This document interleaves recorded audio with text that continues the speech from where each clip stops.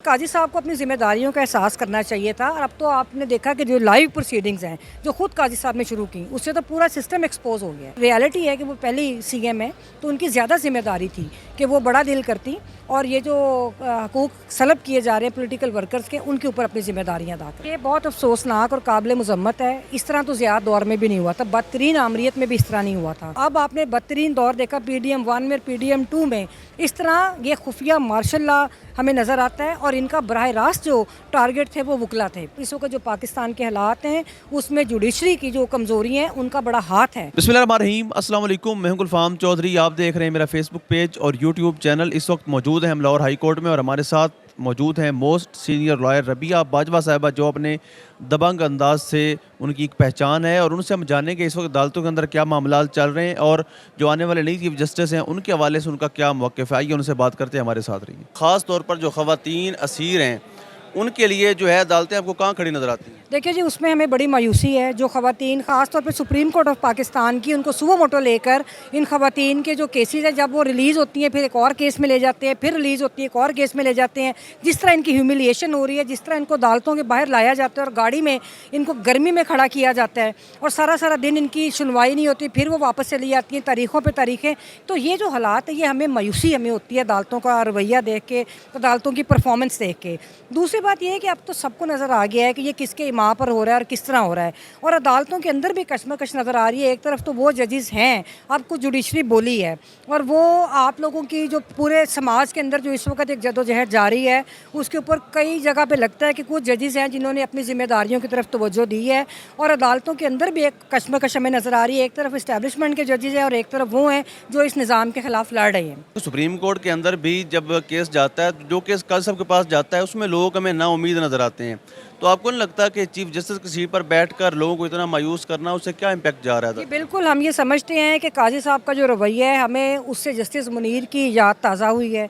क्योंकि हम लोगों ने देखा माजी में काजी साहब का मौक़िफ़ और था और बार का, और जब हम सब उनके लिए खड़े हुए, जब उन्होंने ये उनके ख़िलाफ़ एक रेफरेंस आया जो हमें महसूस हुआ कि ये कुछ और कुव्वतों के कहने पर हुआ है और इंडिपेंडेंस ऑफ जुडिशरी के अगेंस्ट है, तो सारी बार एसोसिएशंस और पाकिस्तान के जमहूरियत पसंद जो तबकात हैं वो काजी साहब के साथ खड़े हुए।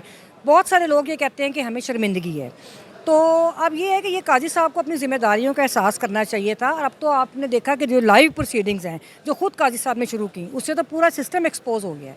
और तीसरा ये कि PTI के केसेस में आपको पता है कि एक जजमेंट भी मौजूद है जिसमें शायद जस्टिस गुलजार साहब की थी, कि जिसमें उन्होंने कहा था कि जो PTI से रिलेटेड केसेस होंगे, काजी साहब उसका हिस्सा नहीं होंगे उस बेंच का।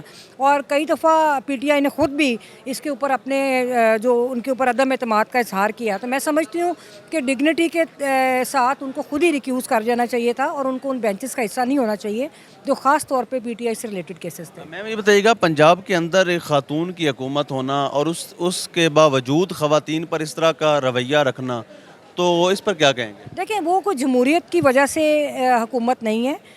वो एक बादशाही निज़ाम है जिसकी वजह से वो उनको ये ओहदा मिला। और मैं समझती हूँ कि ये बिल्कुल ख़वातीन को आगे आना चाहिए, लेकिन जो पॉलिटिकल वर्कर्स हैं किसी भी सियासी जमात की, जो नज़रियाती हैं, जिन्होंने स्ट्रगल की हुई है, जो आम तबकात से उठ के ऊपर आई हैं, उनको ये मौके मिलने चाहिए।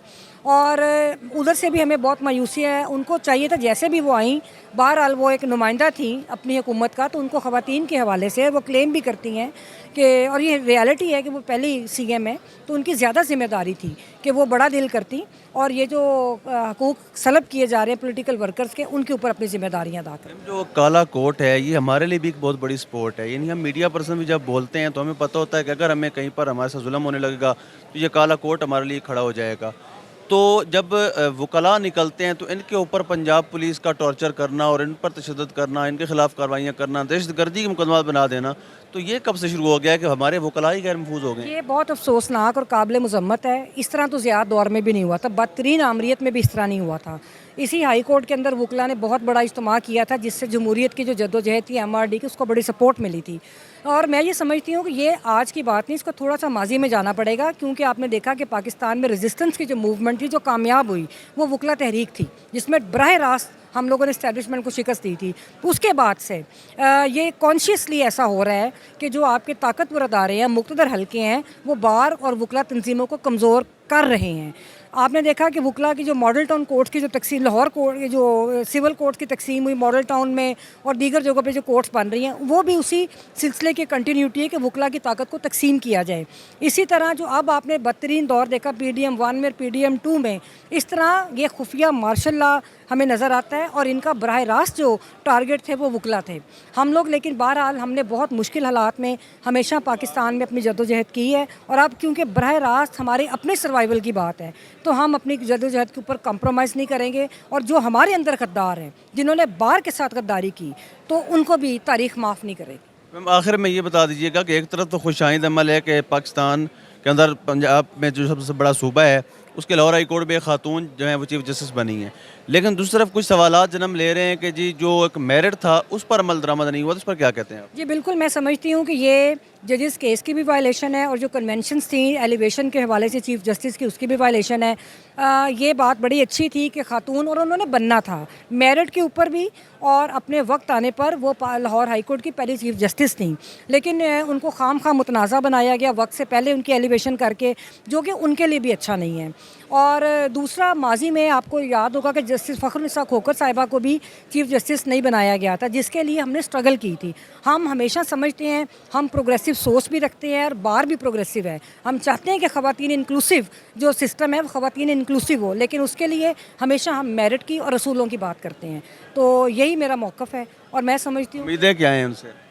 देखिए मैं साली नीलम से देखिए कोई भी जज हो उनसे भी यही है कि वो आइन के मुताबिक जो भी अपनी जिम्मेदारियां अदा करेंगी, जो करनी भी चाहिए। और हर जज से हमारी ये तवक्को है, हमारा मुतालबा भी है कि आप इस वक्त जो पाकिस्तान के हालात हैं उसमें जुडिशरी की जो कमज़ोरी हैं उनका बड़ा हाथ है, और जुडिशरी के जो कंप्रोमाइज़ हैं उनकी वजह से बड़ी कंट्रीब्यूशन है उनकी पाकिस्तान के जो इस वक्त माशी और दीगर क्राइसिस हैं। तो उनको अब नज़र आ रहा है कि हमें जुडिशरी के अंदर जैसे इस्लामाबाद हाई कोर्ट के जजेस उठे, सुप्रीम कोर्ट के अंदर से आवाज़ें उठ रही हैं, तो मेरा ख्याल है ये चीज़ खुशाइंद है। अब पाकिस्तान का पूरा निज़ाम, हर सियासी इदारा, हर सियासी शख्स, हर कुव्वत जो है वो एक्सपोज हो गई है, तो मैं तो उम्मीद अच्छे की रखती हूँ। Thank you so much ma'am.